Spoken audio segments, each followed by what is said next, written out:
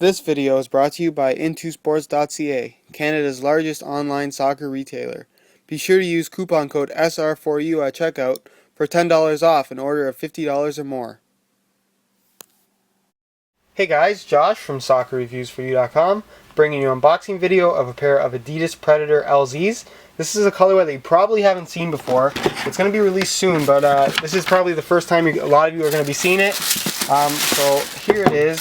This is the white, black, and orange colorway. It's going to be the third colorway at launch. And I'm not sure that it's going to be available everywhere, but in the meantime, if you do guys want to check it out, here it is. Really sharp colorway. You basically have the white at the front, it fades to black, and then you have all the orange, basically striking elements, and then the orange studs, of course. So probably the most simple colorway, I guess, on all of them, even though you do get that bright orange. This is the most subtle release colorway for the Predator LZ. Just to talk a little bit about the Predator LZ, this is the first Predator to not use a natural leather upper. This whole upper is a synthetic leather. It's brand new from Adidas, and it's basically an attempt to create a synthetic version of what is supposed to feel like leather. And while I don't think that it's exactly that same leather feel, it definitely has a good softness to it, and it definitely fits pretty well, but it definitely doesn't have that natural kind of cushion to it that leather does have, which is something that a lot of people may or may not like. Of course, this is called the Predator LZ, which stands for lethal zones, and there's basically 5 zones. I'll go over them really quick, but if you guys do want some details on this shoe, I have done a comparison between the LZ and the Adi Power, or if you want to check out the other unboxing videos I have done, I explained it really well in the blue one, so if you want to check that out, there'll be annotations at the top left corner to the comparison video between this and the Adi Power, as well as the other colorways I've already unboxed. Basically, the lethal zones here, you have this first zone on the inside, which is basically a pass pad. It's basically a inserted memory foam pad, which is there to kind of cushion the ball, allow you to have a little bit more control on the ball. It kind of absorbs some of the impact. And I really actually like this section, especially after using the shoe. It's something that I'm happy that I didn't use any rubber on this section, and it's something that I actually really came to like. You have this little section on the inside here, inside of the toe, which is basically designed for swerve. You have this top part, which is designed for driving the ball or shooting the ball, basically. The rubber's a little bit thicker, a little bit harder, and it seems to have a more aggressive tread on it than the rest of the shoe. You have this front part here, which is designed for touch on the ball, probably the least noticeable of all the parts sections on the shoe.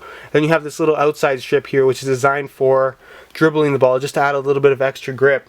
As you can see, it's still got that high cut in the back, and then you have the synthetic suede liner, which feels really nice.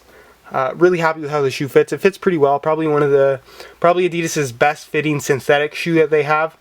It's really only competing against the Adizero, but I definitely said this is a better fitting shoe than the Adizero, simply because the material seems to be a little bit nicer, a little bit softer, allows for a little bit more stretching. And then the outsole here is, again, completely different than what we've seen on all of the past Predators. It's basically a play on the sprint frame, which is something that really originated from the Adizero, which became a really popular kind of product on the market. So they've incorporated it here on the new Predator, which is also kind of the reason why this is more of a lightweight shoe. Weighs in about 8 ounces, a little bit more than the Adi Power, but really nothing noticeable when they are on your feet. You basically have this new sprint frame, which is a little bit thicker plastic, a little bit more flexible. It's not that hard, rigid plastic that the Adizero has. It seems to be a little bit more flexible, a little bit more comfortable. I actually prefer this sprint frame to the Adizero sprint frame. Then, of course, you do have the standard Adizero stud pattern with the triangular studs, which I'm not so sure about this one on a Predator release. I probably would have preferred the standard bladed stud that we've seen on a lot of the Predators. You also notice this is the first Predator that doesn't use a power spine in the first... If we go 3 or 4 Predators back, this is the first one to not use that little stiffener.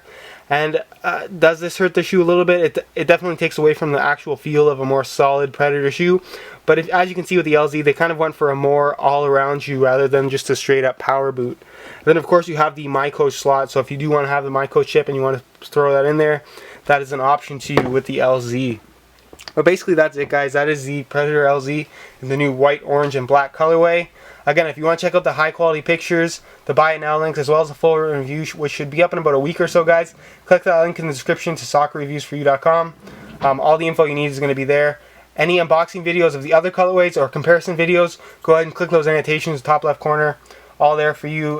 Go check that information out before you ask any questions. Any questions you do have related to this video, go ahead and leave that in the comment section below. And any questions you have not related to the video, go ahead and leave that on my Facebook page.